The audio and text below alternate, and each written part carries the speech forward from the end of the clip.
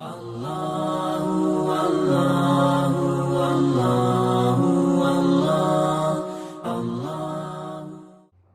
علیکم ورحمۃ اللہ وبرکاتہ۔ عن عباس بن مطلب سمع رسول اللہ صلی اللہ علیہ وسلم یقول ذاق طعم الایمان من رضی باللہ ربا وبالاسلام دینا وبمحمد رسولا، رواہ مسلم۔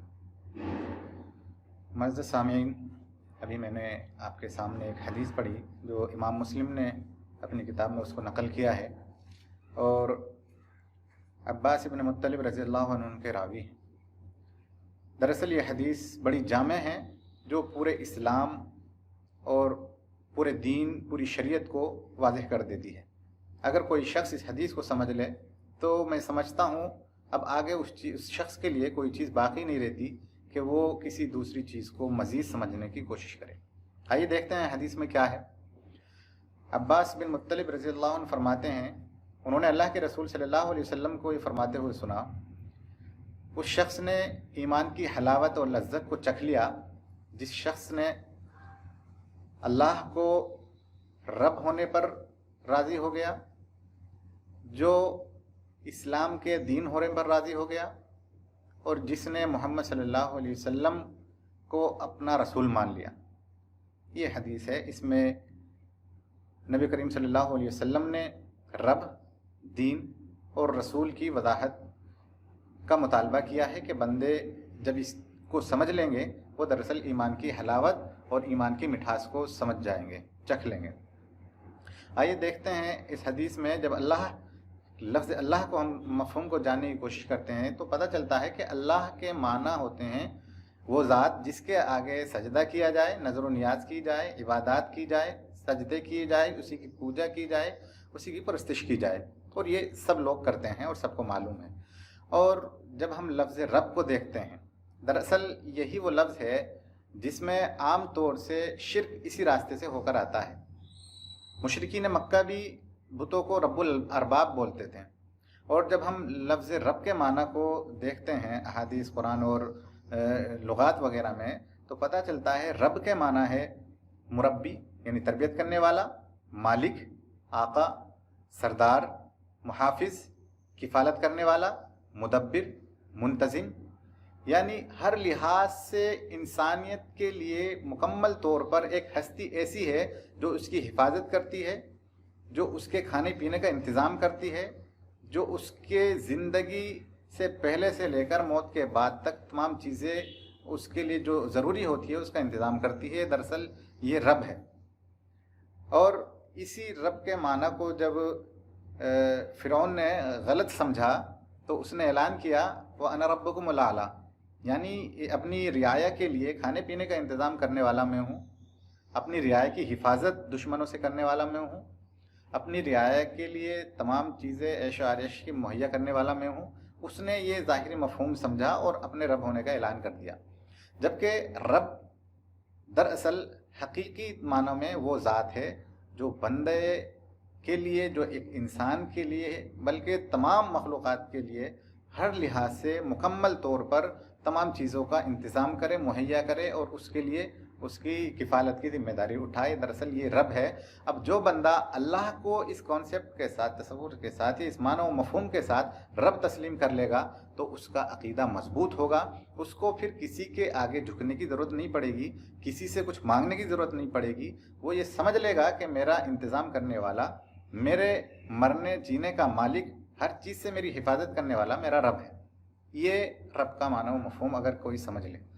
اس کے بعد دیکھتے ہیں اللہ کے رسول نے اس حدیث میں آگے بیان فرمایا وَبِالْإِسْلَامِ دِينًا، یعنی اسلام کو دین کسی نے اگر مان لیا اور اس پر راضی ہو گیا تو اس نے ایمان کی حلاوت کو چکھ لیا۔ اسلام ہم جانتے ہیں کہ اس کے معنی کیا ہے۔ اسلام کے معنی ہے کہ اپنے آپ کو اللہ کے حوالے کر دینا، اپنے آپ کو اللہ کی مرضی کے مطابق ڈھالنے والا بنا دینا، یعنی اللہ کی اطاعت و فرما برداری کرنا، یہ اسلام ہوتا ہے۔ دین جب ہم اس کو قرآن میں دیکھتے ہیں تو پتہ چلتا ہے ان الدین عند اللہ الاسلام، کہ اللہ کے نزدیک دراصل اسلام ہی دین ہے۔ پھر دوسری جگہ فرماتے ہیں اللہ تبارک و تعالی وَرَضِيتُ لَكُمُ الْإِسْلَامَ دِينًا، کہ میں نے تمہارے لیے اسلام کو بطور دین پسند کیا ہے۔ پھر دوسری جگہ اللہ تعالیٰ فرماتے ہیں وَمَن يَبْتَغِ غَيْرَ الْإِسْلَامَ دِينًا، کہ اگر فَلَن يُقْبَلَ مِنْ، کہ اگر کوئی شخص دین اسلام کے علاوہ کوئی اور دین اپنا کر ہمارے پاس آئے گا تو وہ قبول نہیں کیا جائے گا۔ آئیے دین کو ہم دیکھتے ہیں کہ اس کے معنی کیا ہیں۔ دین کے قرآن میں مختلف معنی ہیں۔ ایک معنی ہے جزا و حساب، دوسرا معنی ہے قانون شریعت، تیسرا معنی ہے اطاعت و بندگی۔ لیکن مکمل طور پہ جب ہم دین کو دیکھتے ہیں تو پتہ چلتا ہے زندگی گزارنے کا وہ طریقہ جو اللہ تبارک و تعالیٰ نے ہمیں بتایا ہے یا دیا ہے وہ دراصل دین ہے۔ دین کو پھر جب ہم دیکھتے ہیں اس کو 3 حصوں میں تقسیم کیا جا سکتا ہے۔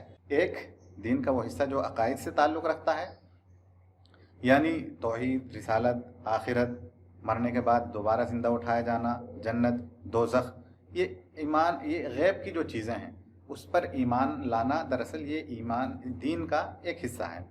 پھر دین کا دوسرا حصہ وہ ہے جو دراصل علم اخلاق سے تعلق رکھتا ہے، یعنی ایک انسان کے اندر نیکی، صالحیت، اچھائی کیسے پنپے، وہ راستہ جو بتائے وہ دین ہے۔ اس میں دیکھیں گے ہم تقویٰ آ جائے گا، اس میں عدل، انصاف، صداقت، وہ مسائل، احکام و قوانین جو ایک انسان کو اچھا انسان بنائے وہ اس علم اخلاق میں آتے ہیں جو دین کا ایک دوسرا حصہ ہے۔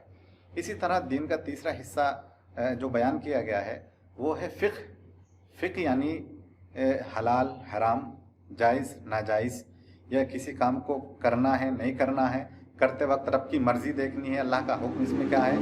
دین کو جب اس حساب سے ہم سمجھ جائیں گے تو ایمان کی مٹھاس اور ایمان کی حلاوت کو چکھ لیں گے۔ دراصل یہ ایمان کے 3 حصے ہیں، دین کے 3 حصے ہیں۔ اسی طرح اگلا جو اس حدیث کا ٹکڑا ہے وہ بھی محمد رسولہ، کہ محمد صلی اللہ علیہ وسلم کو بطور رسول تسلیم جس نے کر لیا اس نے ایمان کو چکھ لیا۔ دراصل اسلام، دین، رب، اللہ، یہ پوری چیز ہمیں کس کے ذریعے پتہ چلی؟ یہ نبی کریم صلی اللہ علیہ وسلم کے ذریعے، جو کہ اللہ کے رسول ہیں، پیغمبر ہیں۔ اللہ ان کو جو چیز بتاتا ہے وہ ہم لوگوں کو بتاتے ہیں یا بتا کر گئے ہیں۔ یہ چیز جس شخص نے چکھ لی، اس میں نبی کریم صلی اللہ علیہ وسلم کسی بھی طرح کی کوئی کمی، کسی بھی طرح کی کوئی ذاتی، کسی بھی طرح کا اپنی طرف سے کچھ ایڈ کرنا بالکل نہیں کیا، اور نہ کسی نبی کی یہ شان ہے۔ جب یہ تصور، یہ ایمان یا اس چیز پہ ہم راضی ہو جائیں گے تو ایمان کی مٹھاس اور ایمان کی حلاوت ہم چکھیں گے، اور اللہ تبارک و تعالی نے جو بندہ مومن کو چاہا ہے کہ بندہ میرے سامنے رہے، میری عبادت کرے، مجھی سے مانگے، میرے رسول کی اطاعت کرے، دین کو اپنی زندگی میں ڈھالے، تو وہ چیز پوری ہوگی۔